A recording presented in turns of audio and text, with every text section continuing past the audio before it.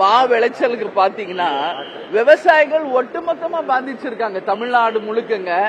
ஆனா இங்க இருந்து நம்ம முதல்வர் பார்த்தா மத்திய அரசுக்கு ஒரு கடிதம் எழுதுறாரு. அந்த கடிதத்தை உடனே மத்திய அரசு என்ன பண்றாங்க, நம்மளும் ஒரு பங்குக்கு பதில் கடிதம் அனுப்பிடுவோம், அவங்க ஒரு கடிதத்தை அனுப்பிக்கிட்டு இருக்காங்க. இது மக்களுடைய வாழ்வாதாரம், விவசாயிகளுடைய வாழ்வாதார பிரச்சனை. நான் இங்கு நலம், நீ அங்கு சுகமா அப்படின்னு ஏதோ நலம் விசாரிக்கிற மாதிரி இங்கிருந்து அங்க கடிதம், அங்கிருந்து இங்க ஒரு கடிதம் அனுப்புறதெல்லாம் வேஸ்ட்ங்க அது.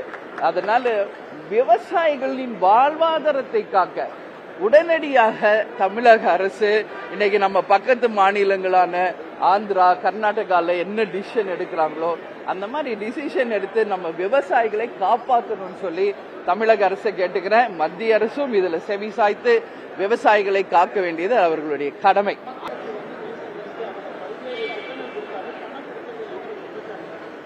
ஆனா மத்திய அரசு கிட்ட கேட்டா நாங்க பண்ணிட்டு தான் இருக்கோம்னு சொல்றாங்க. அதனால இவங்க அதான் இப்ப கடிதம் மாதிரி தான் அது. இங்கிருந்து ஒரு கடிதம் அனுப்புனா அவங்க பதில் கடிதம் அனுப்புற மாதிரி நாங்க கோரிக்கை வைக்கிறோம், நிறைவேற்றணும் இவங்க சொல்றாங்க. அவங்கள கேட்டா பல்வேறு திட்டங்களை நிறைவேற்றி இருக்கோம் அப்படின்னு பினான்ஸ் மினிஸ்டர்ல இருந்து எல்லாம் சொல்றாங்க.